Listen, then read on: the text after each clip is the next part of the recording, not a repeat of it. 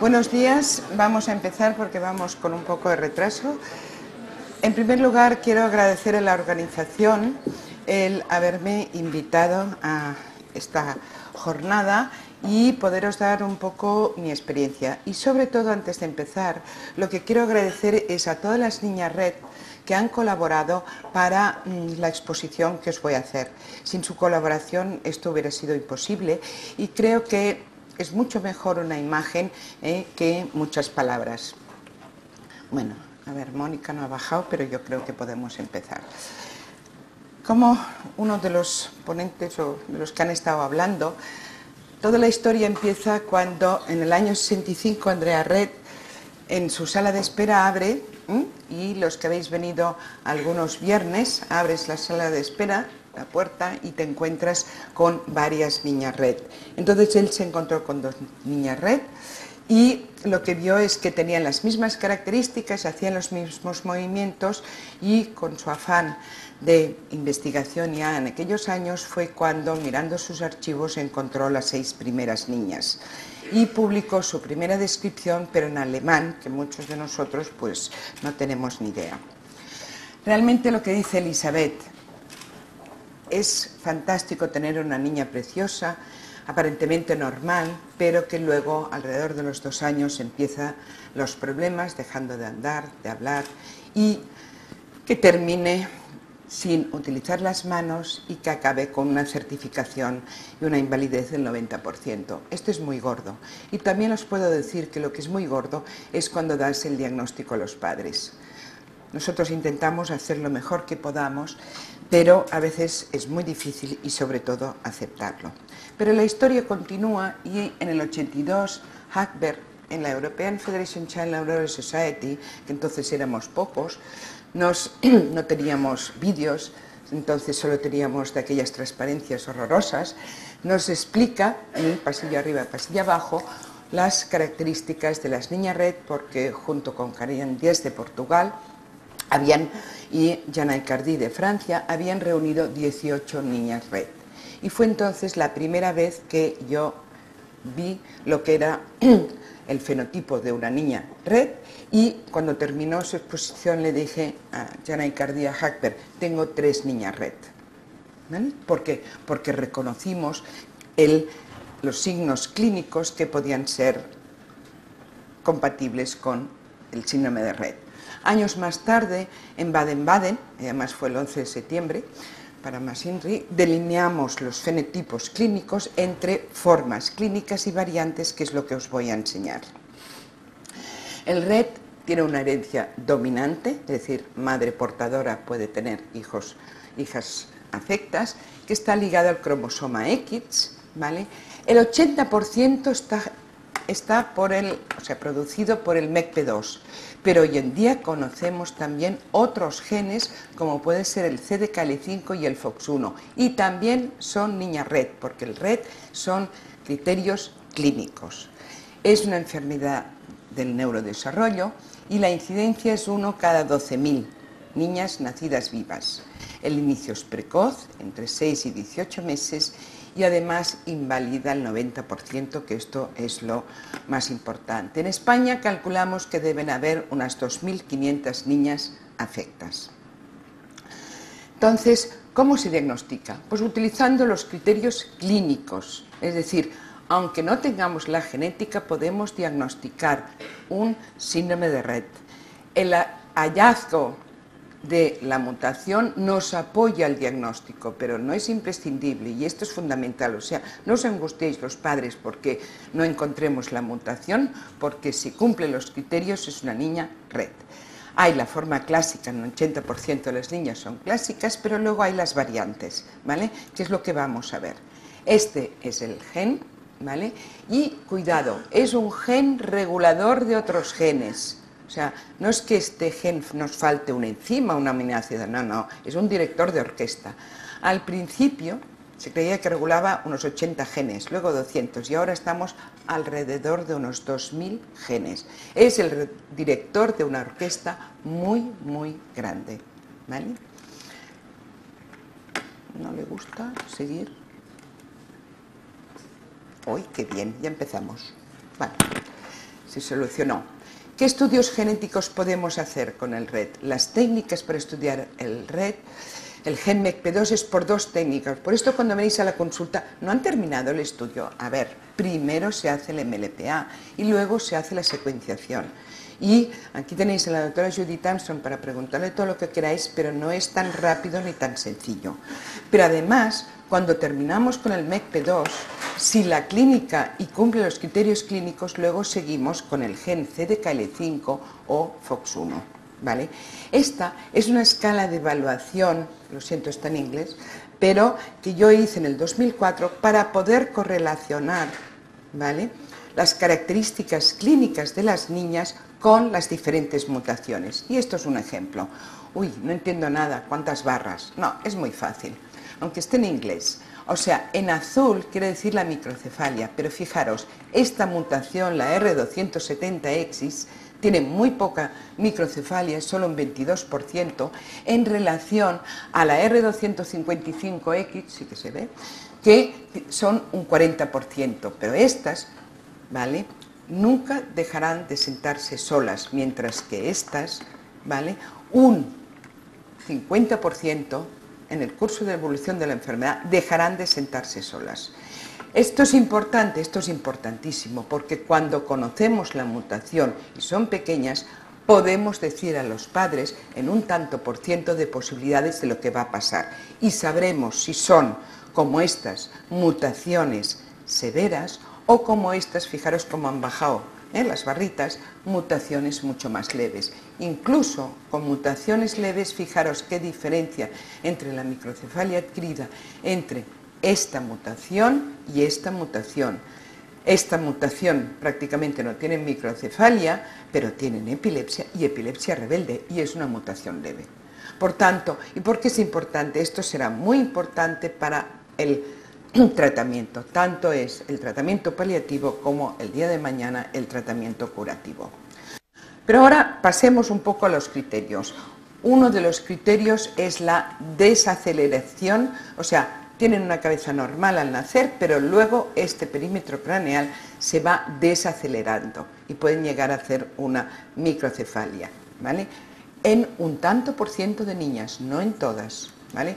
Otro criterio necesario son las estereotipias manuales tan típicas, y que vemos que la niña, bueno, Marianne cogerá un muñeco, ¿vale?, y veremos que lo soltará porque está perdiendo la capacidad de utilizar las manos y está en la etapa en que están apareciendo las estereotipias.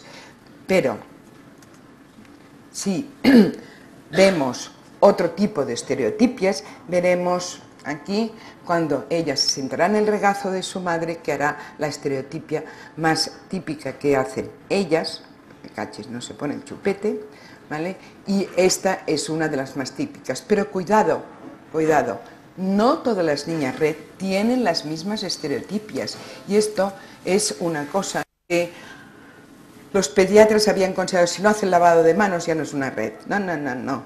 Pueden hacer el lavado de manos, pero pueden hacerse que se tiren del pelo, pueden hacerse otras estereotipias como esta, ¿vale?, que es bastante complicada de hacer, pero esta niña hace esta estereotipia y es una niña RET, o bien me parece que va esta otra estereotipia, que es el de arrancarse las cejas, ¿vale?, se las arranca y se las estira, pero también, es decir, una niña RET puede hacer varias estereotipias,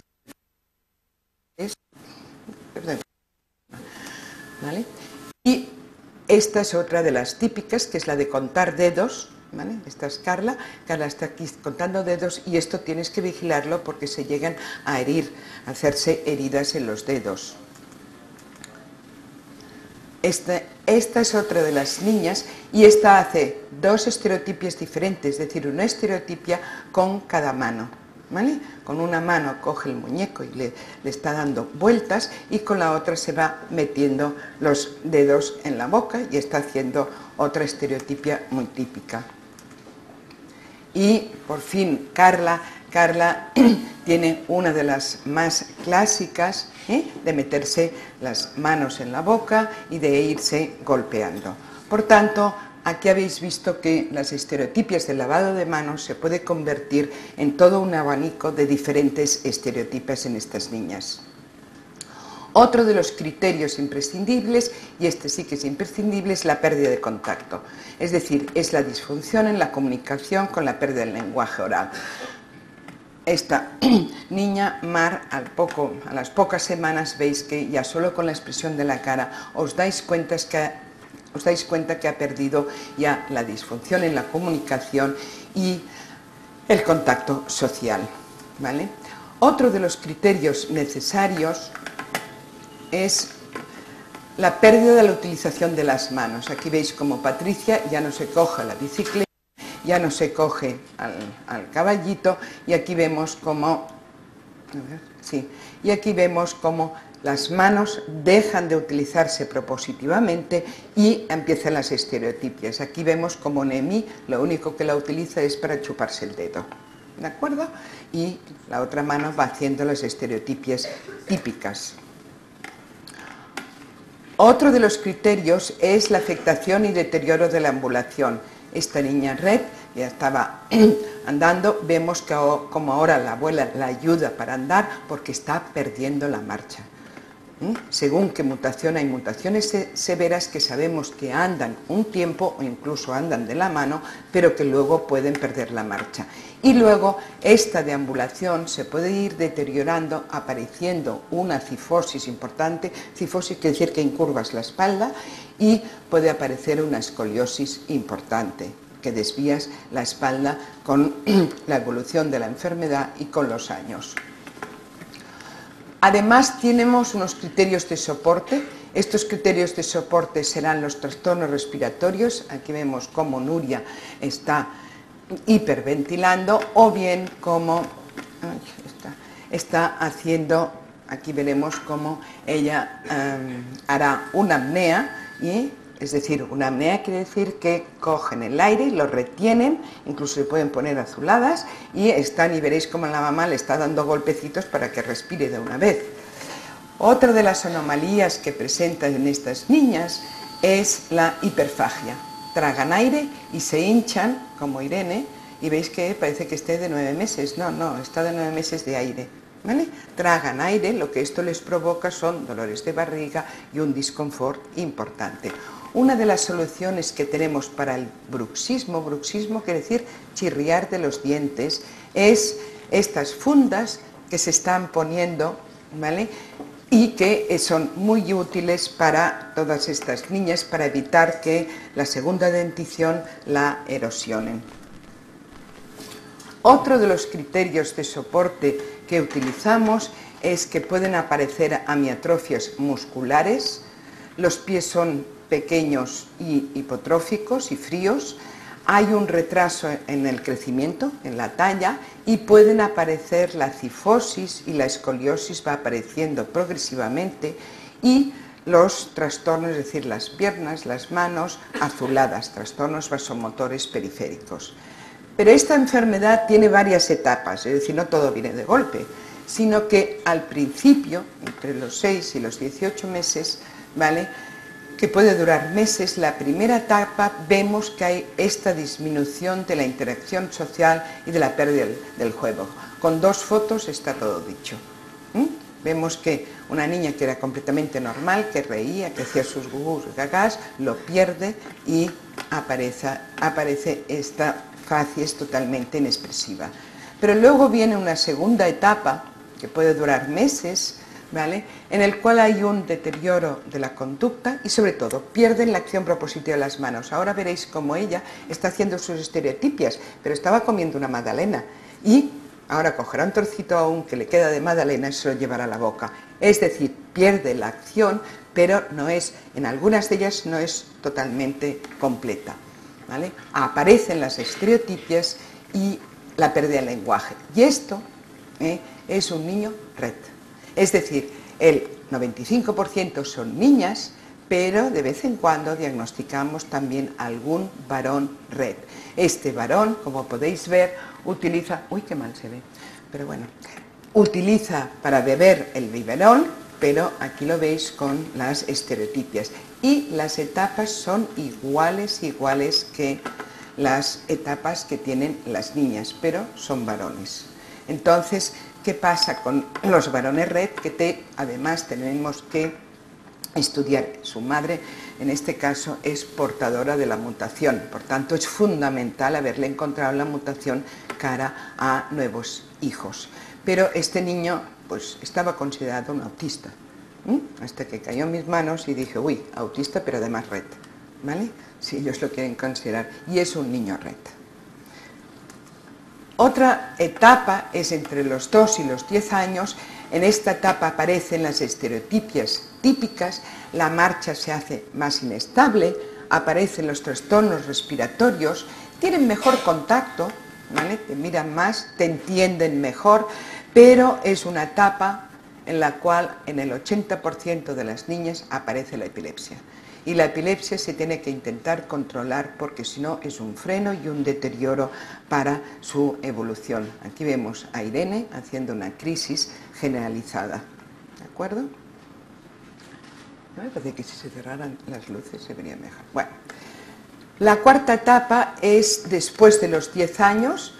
Es una etapa de deterioro motor tardío. Las estereotipias no son tan evidentes, hay ratos que no hacen ninguna, pero aparecen signos piramidales y extraspiramidales. Hay mejor contacto visual. En algunas la epilepsia es menos grave, pero también aparecen los trastornos tróficos distales y algunas de ellas, ¿vale?, amplían los conocimientos que han tenido. Por eso es tan importante que en el colegio se siga trabajando estas niñas, aunque estén en el cuarto estadio, y que les vayan manteniendo y adquiriendo nuevas adquisiciones, ¿vale? Como aquí podemos ver cómo, uy, que poquito se ve, pero bueno, cómo está pasando por el cordel. Aparte de las formas clásicas que os he hablado hasta ahora, tenemos las variantes.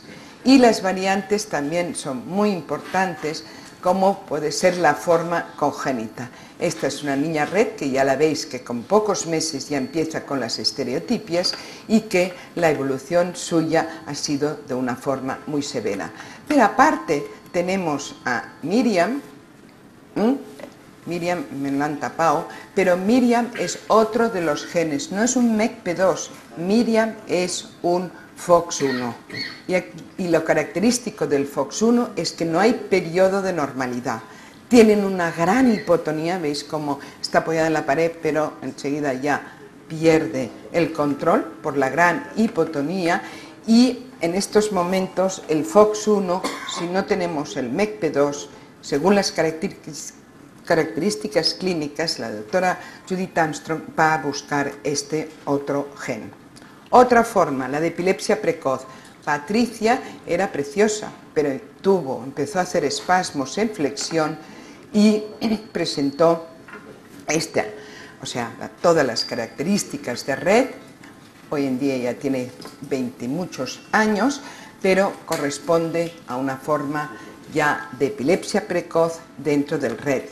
Pero hay otros genes, como puede ser el CDKL5, y aquí vemos a Martina, ¿vale? Martina la conocí con una epilepsia muy rebelde, pero cuando se controla la epilepsia lo que era evidente es que cumplía todos los criterios de Rett, y es una de nuestras primeras CDKL5.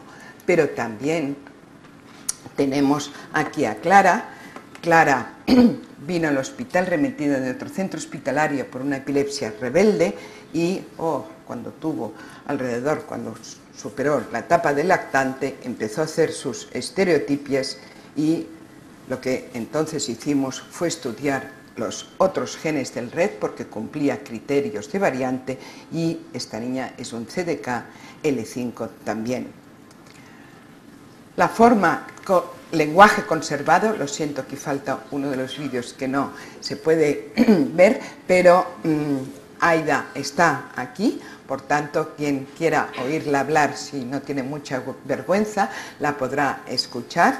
Aida es una forma de lenguaje conservado, está por aquí o está en la otra sala con su pelo rojo, porque es muy presumida, y Aida es capaz incluso de hablar por teléfono con su padre, son frases cortas, son frases muy monotónicas, o sea, con el mismo tono de voz, pero puede llegar a mantener una conversación y cumple todos los criterios de variante de forma de lenguaje conservado. Está hablando y de repente se empieza a hacer sus estereotipias. Lo siento, es otro de los que falta, que es la forma de regresión tardía. Aquí falta el vídeo. Aquí podéis ver a esta niña, ella utiliza sus earphones para escuchar la música que le gusta, pero en cambio no utiliza las manos para comer. Es muy curioso. Y Macarena, que también falta, Macarena es capaz de hablar, ella puede cantar alguna habanera, con un lenguaje totalmente cacafónico, pero con la doctora Ballester decíamos, será, no será red, tenía 5 años, 6 años, será, no será. ¿Por qué? Porque la regresión apareció entre los 5 y los 8 años, y sí que es también una red. Pero ¿dónde estamos en estos momentos? Estamos los grupos de investigación diagnóstica y estamos los grupos de investigación básica. Dentro de la investigación diagnóstica lo que nos interesa son que cumplan los criterios clínicos y entonces buscaremos un diagnóstico genético, iremos a la búsqueda de otros genes y también a la búsqueda de nuevas técnicas, que esto, se lo podéis preguntar a la doctora Armstrong, que estamos buscando nuevas técnicas para este tanto por ciento de niñas que aún no encontramos la mutación, saber si es que está en otro gen o es que está en el MECP2, pero en otra región que aún no se ha estudiado. Y lo que tenemos que lograr es un diagnóstico genético del 100%. ¿Por qué? Porque tenemos las terapias farmacológicas paliativas, ¿vale?, de las que intentaremos, mientras tanto, o sea, avanzar todo lo que podamos, pero lo que es fundamental son las terapias dirigidas, farmacológicas, proteicas y genéticas para lograr alcanzar una curación. ¿Qué investigaciones tenemos hoy en día? O sea, ¿qué estamos haciendo? En estos momentos tenemos una beca de San Juan de Dios, de la Fundación de San Juan de Dios, ¿vale?, en el cual estudiamos los genes implicados y la correlación fenotipo-genotipo. Es decir, estudiamos las mutaciones, estamos en beca, es gratis, ¿vale? Es gratis el CDKL5 y el FOX1, todo este año aún. Y entonces, ¿qué hacemos? O sea, buscamos la mutación y luego le aplicamos aquella escala de severidad para poder definir el fenotipo, porque si no, el día que tengamos un tratamiento no sabremos en qué habrá mejorado si no está muy bien definido. Otra cosa que hacemos, o sea, que hace la doctora Armstrong, es el patrón de inactivación del cromosoma X, que luego os explicaré para qué sirve, y los estudios del polimorfismo. Entonces, ¿qué hemos logrado? Pues que hemos logrado en estos momentos ha sido de que de todas estas niñas, ¿vale?, de 380, pues ya con diagnóstico molecular tenemos 323, es decir, un 85%. Pero, ¿qué es lo más importante? Que de las formas clásicas aún nos quedan 45 para saber dónde, caramba, tienen la mutación, ¿vale? Serán regiones reguladoras, es decir, dónde estarán la mutación, pero de las formas atípicas, fijaros, en estos 2 últimos años, que no tenían mutación, teníamos 29, pero de estas 29 hemos encontrado 11 de KL5 y de FOX1 tenemos ya 6, que a diferencia, pensad que en todo el mundo hay 14, de los cuales 6 los ha logrado la doctora Armstrong. Por tanto, en esto sí que estamos y vamos bastante avanzaditos, ¿vale? Entonces, ¿qué es importante? Esto es fundamental, porque si no tienes esto de base, Manel no podrá trabajar ni nadie podrá trabajar.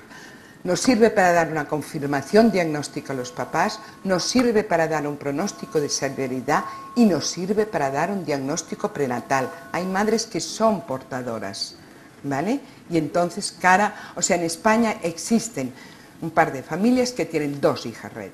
Y claro, esto también es fundamental evitarlo. Y también es importante saber de dónde viene el gen mutado. El X mutado viene del papá, en un 78%, ¿no?, por ciento de las veces, o viene de la mamá.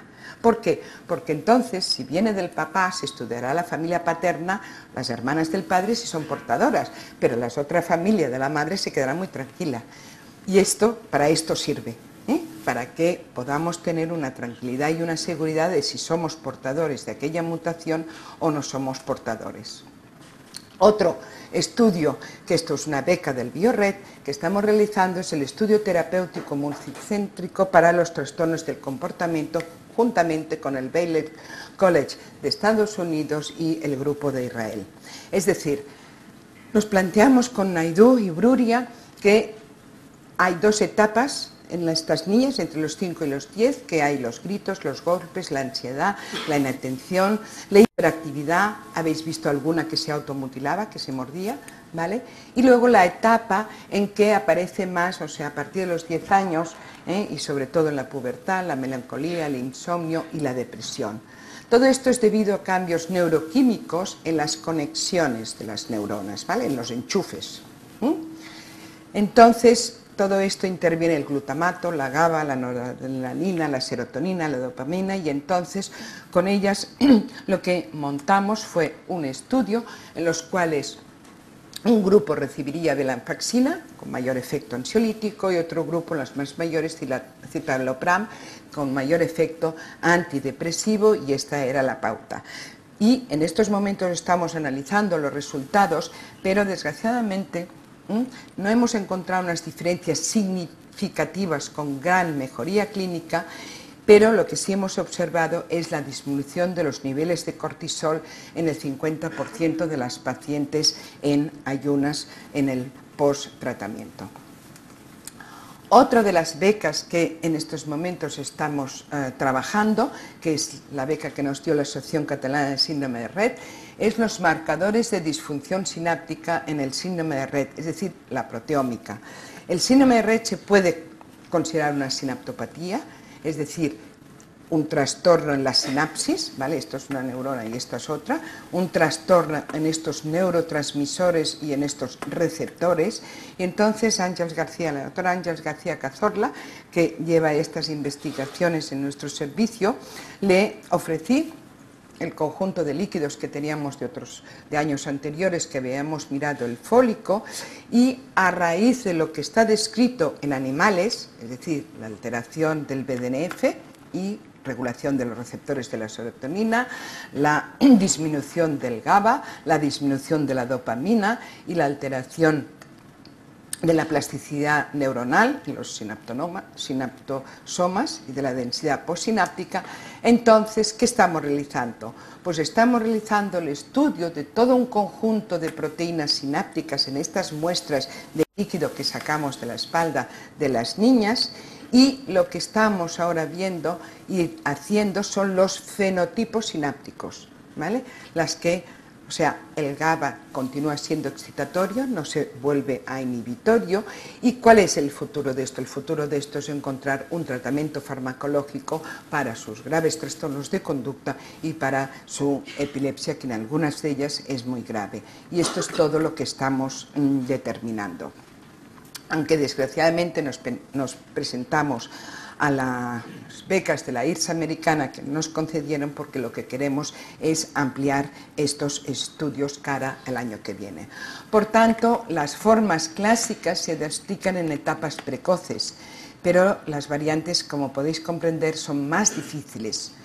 Para nosotros uno de los objetivos es investigar en las pacientes sin diagnóstico, hallar nuevos genes implicados, conservar al máximo todas sus capacidades y funciones para evitar la regresión hasta que se alcance un tratamiento curativo. Y igual que Josele, ¿vale?, aquí tenemos a nuestra niña Rett, que está haciendo la carrera, como estamos haciendo todos los investigadores, ¿vale?, para poder llegar a alcanzar un tratamiento de mayor eficacia en cuanto a paliativo y curativo, para que sea realmente resolutivo. Y este es nuestro grupo que estamos trabajando en el síndrome de Rett, y lo que quiero es dar las gracias otra vez a todos los padres que me habéis autorizado mostraros estos vídeos hoy. Muchas gracias.